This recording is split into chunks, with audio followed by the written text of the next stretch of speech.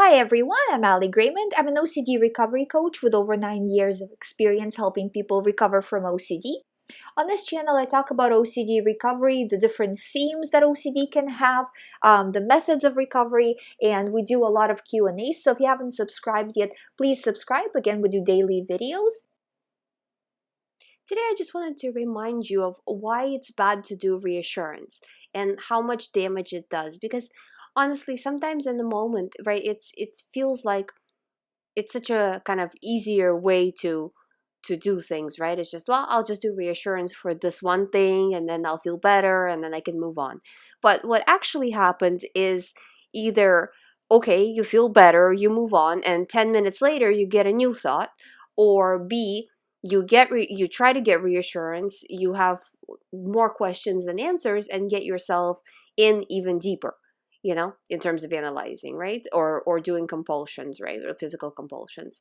So, but what happens during this entire process is that the part of the brain that gives you OCD, that causes OCD, it doesn't really understand what you're doing. It doesn't understand cognitively, in terms of what the thought is, why are you doing this specific action? It doesn't get it. It just understands it in form of a signal, just like a computer, decodes ones and zeros, right? You see it as an image on the screen, but it is just ones and zeros. That's how the brain understands it. So from that understanding, when you are doing reassurance, you're showing your brain that this situation is important, it needs to be urgently resolved, and it's not only important, it's important and scary, which means you need to protect yourself, and you are protecting yourself by performing whatever action it is that you're doing. So the brain takes notice of it, and next time will send you either this situation, if there's still any room to resolve it further, or a very similar situation, again and again and again, and it doesn't stop, because every time it sends it to you, you react with more fear, more reassurance, and keep flagging it as important. And the more you flag it as important, the more the brain brings it back, So in the beginning, the thought came in, and now it just keeps coming in over and over again because you keep reacting to it as if it's important, You're kind of saying to your brain, I need this thought, I need to be protected from this thought, so please warn me about anything related to this thought.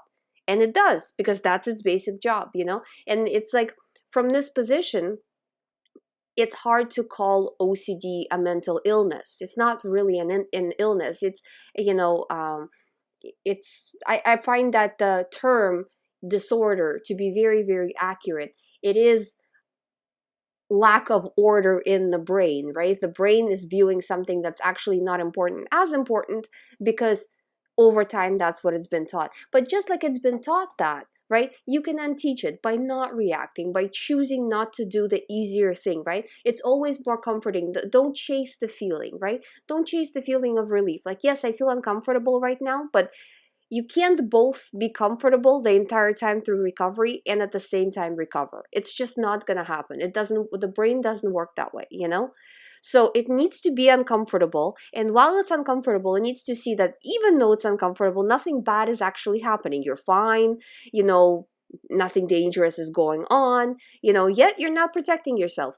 So the conclusion of that would be that, well, must be not important. Maybe I'll send it less, And that's exactly what we want, So you have to allow the brain to go through its cycle of, sending you more thoughts, trying everything it can to get you into reaction, and still refuse, And if you go very kind of determined, if you're very determined through it, this process won't be as long. But if you kind of like one step forward, one step back, I'm not sure, here I'll react, here I won't react, then it makes the process so much longer, so much more painful.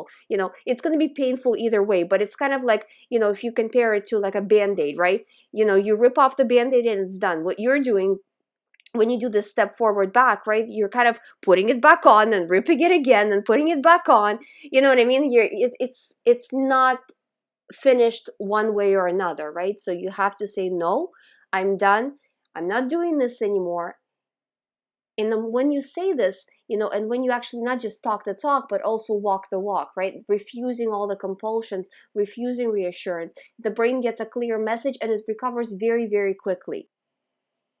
And there's things you can do. There's the delaying technique, there's the list technique, there's a lot of things that you can do. There's videos on these techniques in if you scroll down, you probably see them in my videos, you know, how to do these things, right? There's things you can do to kind of keep yourself from doing the compulsion, whether mental compulsion or physical, you know.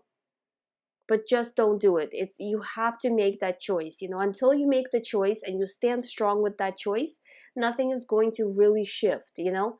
So you have to make the choice, go through it, you will see that it works. And once you start to see even a little bit of a result, you know, it will give you more internal power to keep going, to push further. And then from there, it gets easier. It's just this very beginning that's extremely difficult because the person is basically going on faith here, you know. So once you see the results for yourself, you don't have to, you know, believe me, listen to me, right? You're doing it because you know that it works, and then it will be easy. But just stay strong and push forward. I hope you find my videos helpful. If you would like to do the recovery program, all the information is on youhaveocd.com. You can sign up from there. Please subscribe if you haven't subscribed. I will see you tomorrow.